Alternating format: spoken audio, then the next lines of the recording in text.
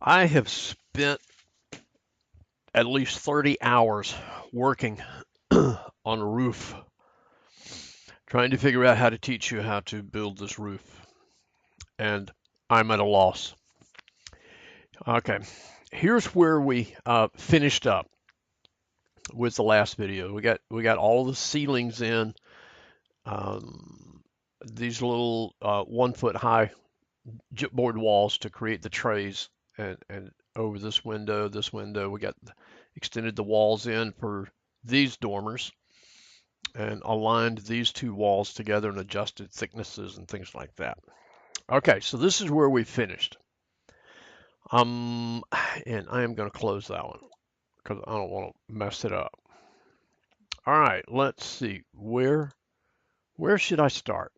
Here's where I started. I um, I built some trusses. Okay. Oh, uh,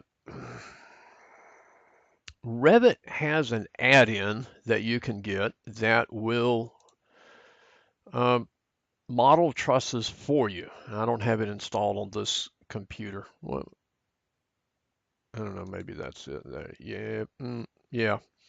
It'll do rafter framing and roof trusses, but it only wants to do a simple roof. It doesn't want to do a complex roof. And I haven't tried it on this project. I tried it on a different project, and it just anytime you have intersecting roofs, it didn't want to work. So anyway, so I built some trusses, um, and it's not too difficult to do. I didn't make them parametric to start with. I just wanted to put it in, and I I loaded up a bunch of them in here, and then I put a roof system that was only 3/4 of an inch thick on top of it. It just had the plywood and the shingles. But as you can see, where we have the hips, I would have to come back and build a new truss for each one of those. Okay, so I experimented with that. Well, that won't do the little curve whoop-de-doo here on the edges of the roof. Uh, so what I started out with, and let me turn on creating masses. You can see them in the purple there. Okay, and so let me pop in there and edit and play. I just want to show you what I've tried. So I went to create a mass and did a sketch, and you can't do an extrusion. You have to build a conceptual mass. Um, and so I built it and did the extrusion, and then you can apply a roof by face. You can apply a roof body to a conceptual mass, but you can't apply it to an extruded mass.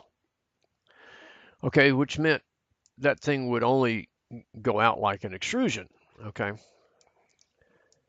so what ended up happening over here is I had to create another void to cut it off. So I could do my mass coming out here, but it was square on the end. I could do this one coming across and this one coming back. But then I had to create another mass on the inside. You can see it right there in the light purple right here. That's a void, and it cuts it out. It was just, man, so much work. And then I never, really hard trying to get these things to line up right. Okay. So that was not going to work. Okay. What happened next?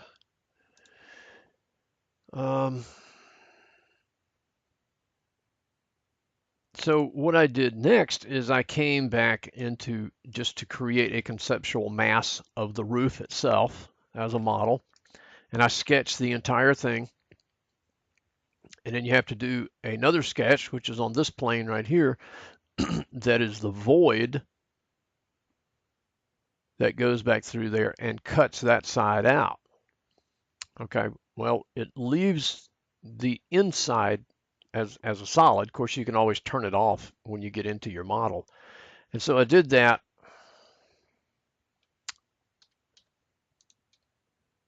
Let me just close that. And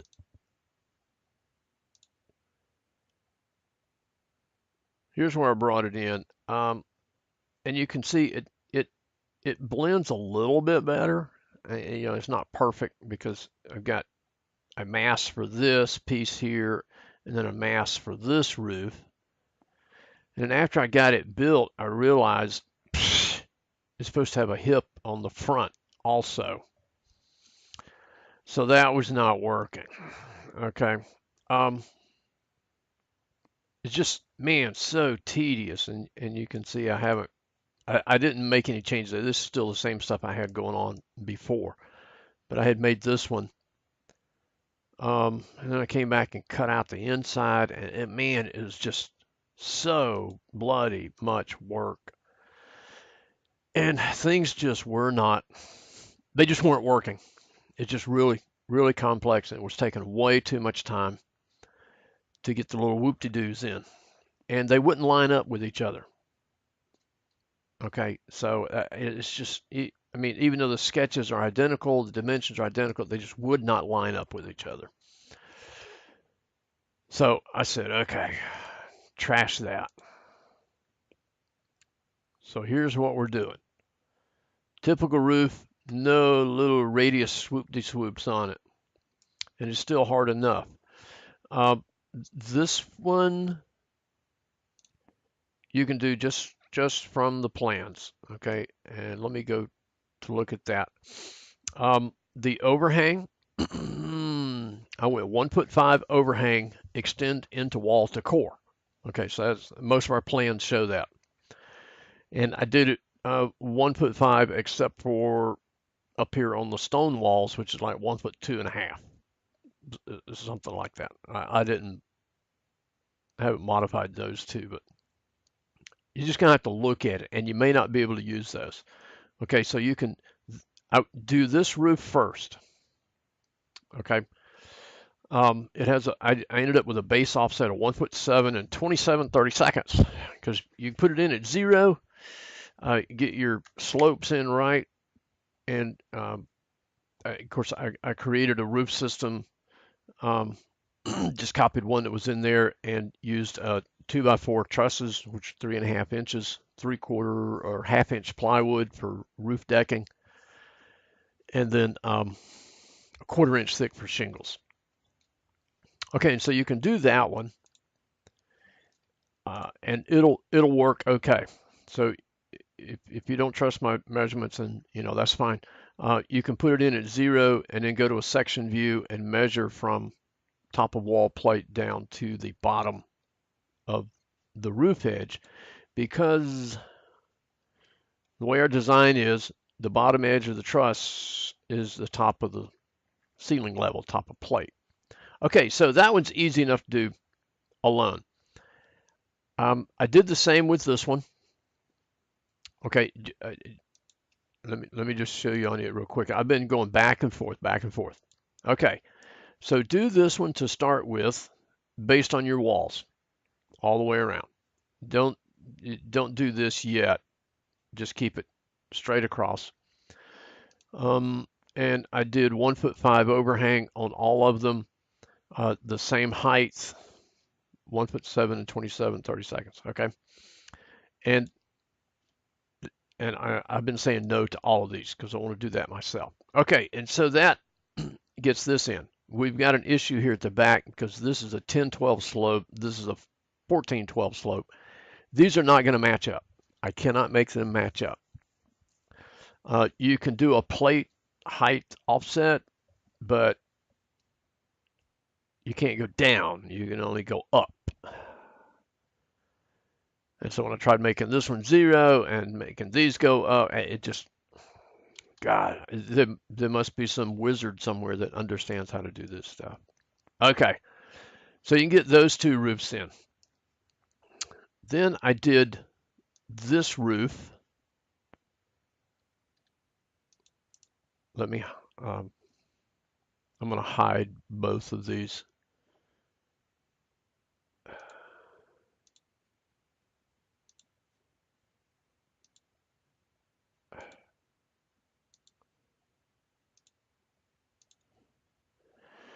Okay, I did this roof in like 3 parts, and I'm still not finished yet. Okay, so for the footprint, I picked, you know, the kind of the face core of that wall. You got to pick each little individual piece, and you may end up still drawing a line. And I took it like the overhang off of this wall, the 1'5", and I just went straight back with it. Okay, just to make a rectangle. And I had to check my offset. Ended up being 1'4", and it's a 10/12 slope. Okay, and so I created that wall. Okay, once you get it created, you can use your wall join tool right here to join this roof into this roof up here. And that's what created these little funky cutouts right here.